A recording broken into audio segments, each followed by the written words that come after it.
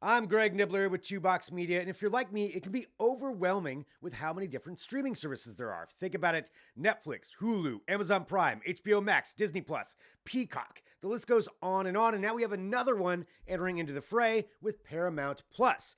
But it's actually kind of a new one, but kind of not. So let's answer the question: what is Paramount Plus? First off, a little history. Paramount Pictures is a major movie and television production company owned by the giant conglomerate Viacom CBS.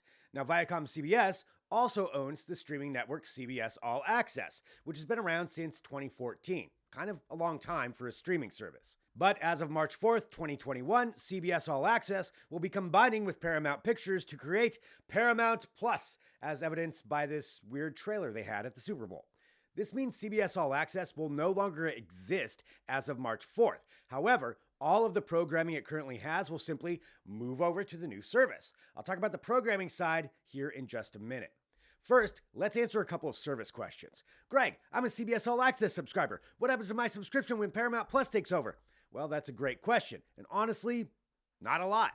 Your subscription should seamlessly transfer over to Paramount Plus on March 4th. Believe me, they're not going to stop you from giving them money. But you will need to go over to ParamountPlus.com and download a new app for your device. Which leads to another important question. Which platforms will Paramount Plus be available on at launch? And that's a little bit more of a gray area. CBS All Access is available on pretty much everything, but that doesn't mean they can just go in and swap it out with Paramount Plus. It doesn't work that way. There's a lot of negotiations that have to go on for every streaming service. For example, with over 50 million users apiece, both Roku and Fire TV have proven to be stumbling blocks for pretty much every new streaming service, at least at first. So don't expect Paramount Plus to have it any easier.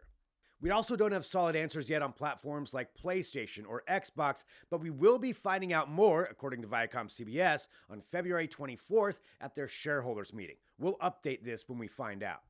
Now we've got another big question. What is it going to cost? Well, the CBS All Access limited commercial plan is currently $5.99 a month or $60 for a year, while the commercial-free version is $10 a month or $100 for a year. That pricing structure is transferring over to Paramount Plus, so it stays the same as of now. CBS All Access currently offers a free week trial, but that could change leading up to the switch. However, if you sign up before March 4th, you'll get a 50% discount by using the code Paramount Plus, so it definitely rewards the early subscribers. Okay, so now we know what Paramount Plus is, we know what it's going to cost, but what we really want to know, what can we watch on Paramount Plus? Well, as we were saying, everything that CBS All Access has to offer currently, which includes original programming, live local CBS coverage, and live sports, will carry over. Also, new seasons of their current original programming. They own the Star Trek universe, so you'll be getting Star Trek Discovery and any new seasons and spin-offs for it. Speaking of which, you'll get the spin-off Star Trek Strange New Worlds, a prequel to the original series with Spock and Captain Pike on the Enterprise. You'll also get Picard, with Season 2 on the way, starring Sir Patrick Stewart's Jean-Luc Picard from Next Generation, and the animated series Star Trek Below Decks. Plus, you'll have the full run of the new version of Stephen King's The Stand.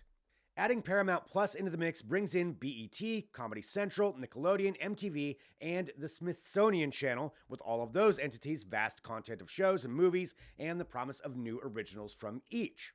The originals already announced include The Offer, which is a drama series based on Al Ruddy's behind-the-scenes experience of making the Godfather movies. By the way, all 3 Godfather movies will be on the service as well. There will be a reboot of Behind the Music, a true crimes version of Criminal Minds called The Real Criminal Minds, a spy drama called The Lioness based on an actual CIA spy, and more to come.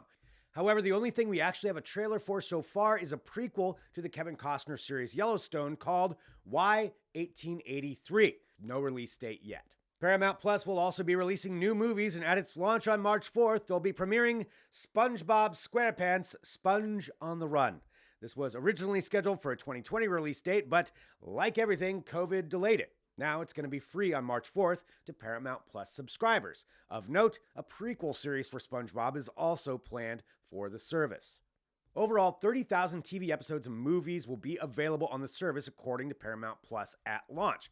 That's a lot of content, but there's also a lot of competition out there, as we noted. However, if they get a few hits like with Star Trek, it could join the list of must-haves when it comes to streaming networks in your arsenal. So there we go. We answered the questions, what is Paramount Plus and what can I watch on Paramount Plus? But what I want to know is, what do you think about Paramount Plus? Is this just one service too many, or are you really excited about some of the new originals? What do you think? Let us know in the comments. Of course, to like, share, subscribe, let other people know about it. We do appreciate that. Thanks for watching. I'm Greg Nibbler.